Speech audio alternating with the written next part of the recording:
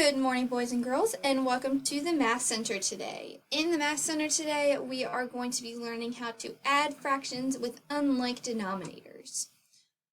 When you go ahead and open up the computer today, you're obviously going to see this video first. But after you've finished watching this video, go ahead and exit out of it, and I want you to go ahead and click down here on Google Chrome, which is the green, yellow, and red circle. And a screen is going to pop up just like this. It should say adding fractions with a visual at the top, and this is the program we're going to be using today to help us out while we're adding fractions with unlike denominators.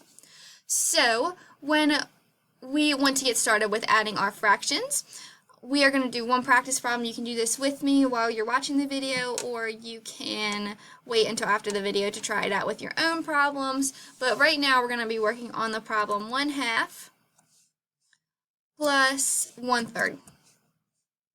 Super easy one to start out with. After you have your fractions typed in just like this, make sure you have the slash in there so the computer knows the difference between the numerator and the denominator. Go ahead and click enter.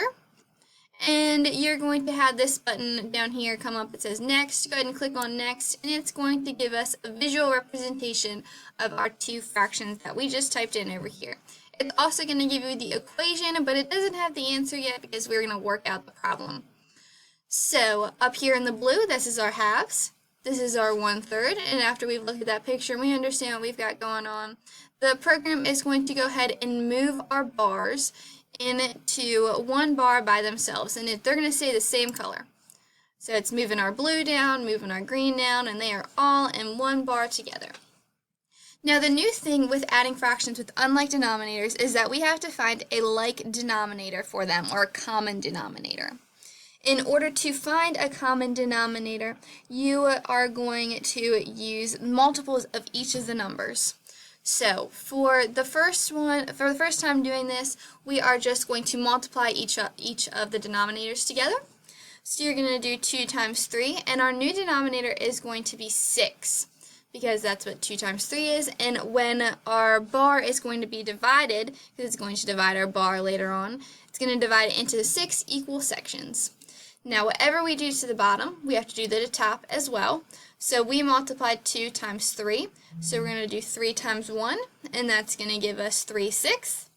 Plus our new third fraction over here is going to be 2/6. So go ahead and click next, and it's going to start dividing our bar, but obviously it has not divided into even sections yet, or equal sections yet. So we have 1, 2, 3, 4 sections, and those aren't even sections. So go ahead and click next again. And it's going to bring up some new lines, and this is our 6 that we've divided it into. Now that it's divided into 6, we are going to go ahead and just count up the boxes that we have highlighted already. So we're going to have 1, 2, 3, 4, 5. And when you would add them together, and if you had the problem written out on your paper and you did the arithmetic yourself, then you would get 5/6. Once you are finished with the problem, you can go ahead and click reset, and it'll just bring you right back to a clean page.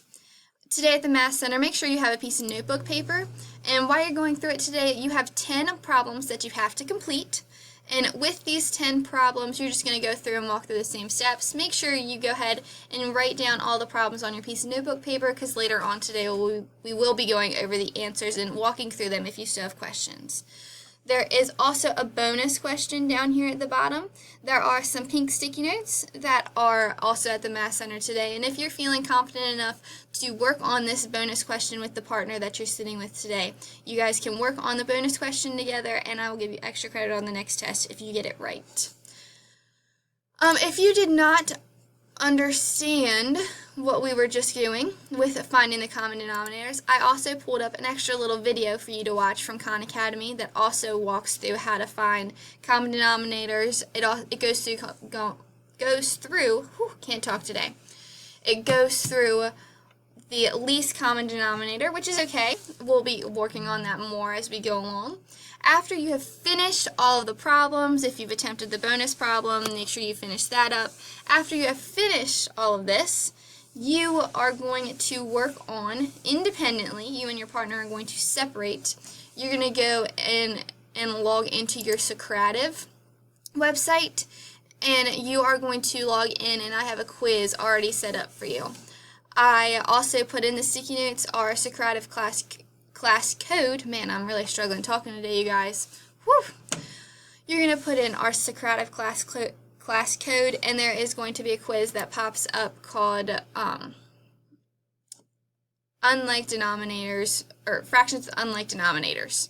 And you're just going to go ahead and work on that quiz. It's only going to be about 4 or 5 questions for you to work on. I just want to get a feel for how you guys have done with this program today. Once you've finished everything, make sure you go ahead and clear it all out for the next group to come in. And make sure you still have the adding fractions, the visual popped up. If you by accident click on what I did over here and click on something else, just go through and find the section that says adding fractions with a visual. It's number 13 under the fractions section. Once you have finished the quiz, you just switch with your partner, they'll take the quiz, and then you go ahead and reset everything back to the way it was. So I hope you have learned a lot from this video. If you have any questions while walking through this, I will be happy to answer them. Make sure your name and date is on the top of your paper, so that way in case it gets lost, we know who the proper owner is. You guys have really been struggling with that lately, so I need to see name and date on the top of that paper when you turn it in to me later today. Alrighty, go ahead and exit out of this video and try the 10 practice problems